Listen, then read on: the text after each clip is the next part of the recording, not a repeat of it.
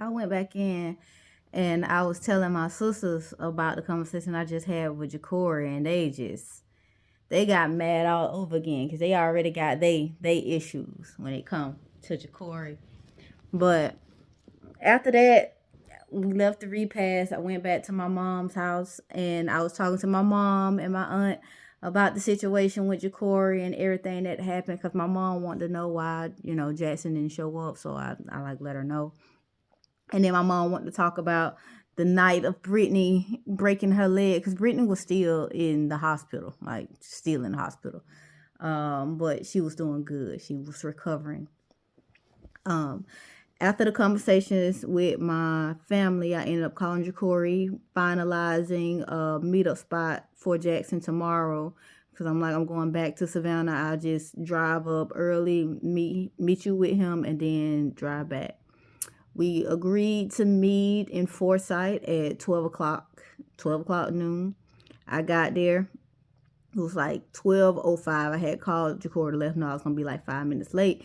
And he was just like, oh, it's okay because we're running a little bit late too. I got to the spot at 12:05. Jakori and Jackson did not get there until close to 2 o'clock. And in the process of me waiting, I was calling him. He was like, oh, we in traffic, we in traffic. Or, oh, we had to stop, go to Walmart for this. Oh, I got my other daughter in the car too. Just give me all these excuses as to why he was late.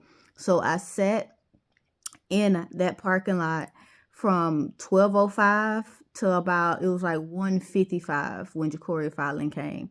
And when he came, he did not acknowledge me sitting there at all.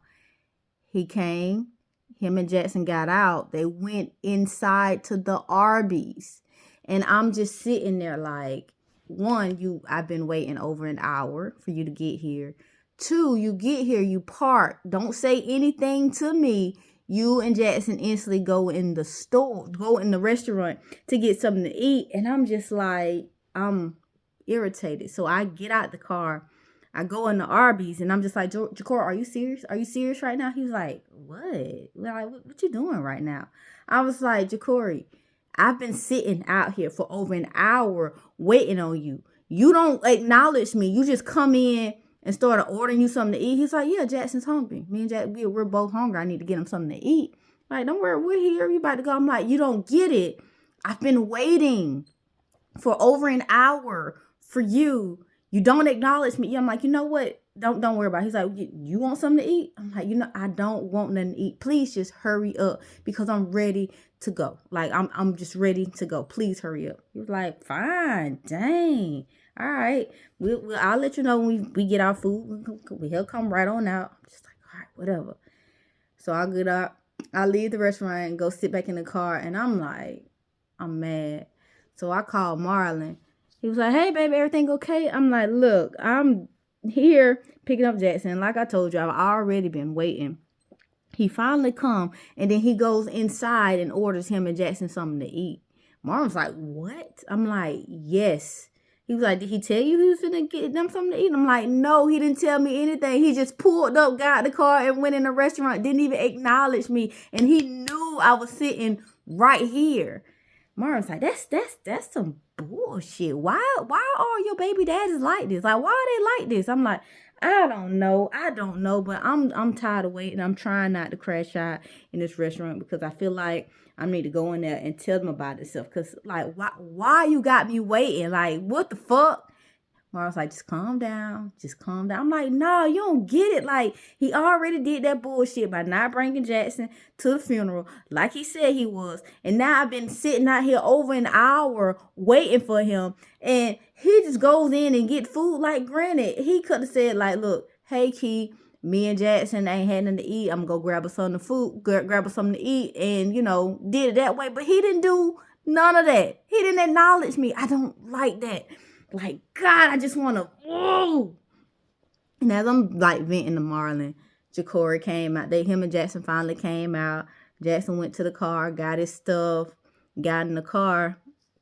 And Jakori looked at me. He's like, are you okay, ex-wife? I'm like, I'm going to just talk to you later. Thank you for getting him some food. And I drove off because I'm just like, I'm irritated. Like, why keep testing my patience? Like, y'all don't even understand that at this moment I am a ticking time bomb, and I'm so tired of shit happening. But you know what? Whatever. I got my son. I'm gonna go back to Savannah. It's gonna be fine. I ain't gotta do this exchange with you again until summertime. So I'm just like, it's fine. It's whatever. So we end up going back to Savannah or whatever not. And when we got there, I was still venting to Marlin again about like the whole encounter with Jakori, like letting him know some of the things that happened when I was down there for my uncle's funeral, giving him an update on Brittany and this and that. And everything was fine after that. Meaning, woke up the next morning, took the kids to school, Marlon went to work, I did my DoorDash and did the car. By the middle of that week, Marlon had called me to let me know that he was applying for a different trucking company. He was like, he wants to go back to the hazmat truck, like to be a tanker trucker, working for Howard and Shepherd. He was like, he'll make more. He was like, and I've been talking to the recruiter there, and they can guarantee that I'm be bringing in at least $1,200 a week. I'm like, I got to get back to those $1,000 checks a week, because this $500 I can't live off of. And it's just like, now that I'm living with you, like we can split the rent. Like I pay $500, you pay $500. Since your rent is only $1,000, we'll do it that way. And I'm like, yeah, that'll help. That'll help. And he's like, and you bringing in the money for the car, but I don't want you to overwork yourself. Like, I don't want you to overwork yourself. You still got to worry about the boys. So I'ma just take this position at Howard and Shepherd and just leave veteran carriers. I hate to leave veteran carriers, but I'm gonna have to leave them because I can't do this. I'm like, all right, well, whatever you want to do. And he started to transition from working at Veterans Catteries to working for Howard and Shepherd as a tanker trucker, bringing in a little bit more money, which was good. So as the week progressed, he's getting acclimated to working with this different company. I'm getting the boys back and forth. I'm still doing the cart, still door dashing. Then I get a call for an interview at my eye doctor. And I'm just like, okay. I answered. They asked me when would be a good time to do the interview, whatever. I gave them time for 2 days. It was 2 days after the initial call. So I scheduled my interview then.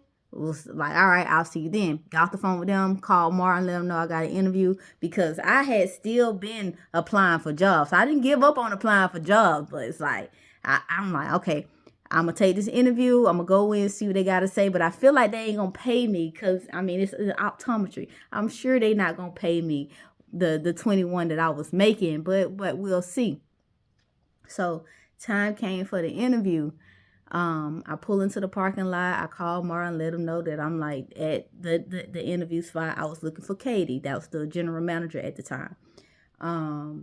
He was just like, all right, just go in there and give him all you got. Trying to give me a little pep talk. So I hung up the phone with him and I walk in the building. As soon as I walk through the threshold, I look up. The front counter is like right. It's a little way. It's like a good 10 feet away from the door. About a good 15 feet away from the door. So you walk in, but the first thing you see is the front desk. And as I'm walking in, I hear a, "Hey, beautiful," and I'm looking, and it's the guy at the front desk, and the coworker right beside him like, "Hey, can't say that." He was like, "What? She's beautiful." And I walk up, I'm like, "Hey, I'm here to see Katie." And then they start looking around, and then they saw her sitting there. They're like, "Oh, she right over there." And then the guy like waved. He was like, "Hey, she here to see you." He was like, "What's your name?" I was like, "It's Keon. I got an interview." And he was like, "Oh, okay, I'll let her know." And he walked over, let her know. And then he came back and told me to just have a seat. So I went down. Sat down, but within like 5 minutes, she called me into the back, had the interview. During the interview, she asked me, what was my last pay when I worked at Georgia I, because she said they typically start out at 15 an hour.